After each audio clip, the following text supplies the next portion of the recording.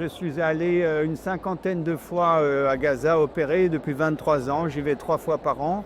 Et pour la dernière fois, j'étais là-bas au mois d'avril 2024.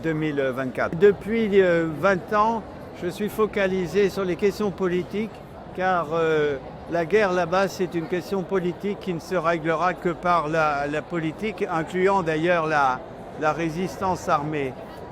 Concernant le bilan politique, je pense qu'il est très largement favorable aux Palestiniens, avec 3 objectifs qui étaient ceux de l'offensive palestinienne, la première depuis 1948.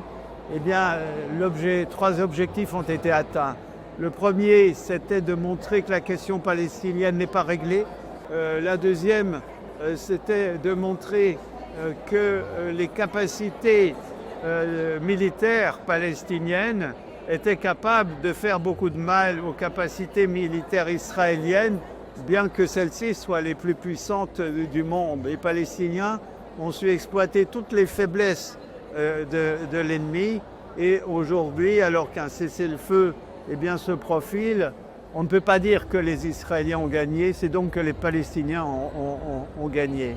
Le troisième volet, c'est celui de l'échange de prisonniers, et donc il faudra bien un jour qu'Israël respecte les engagements pris, les accords signés. Il faut bien reconnaître que jusqu'à présent, ça n'a été jamais le cas. Donc c'est là que toute notre attention doit se fixer.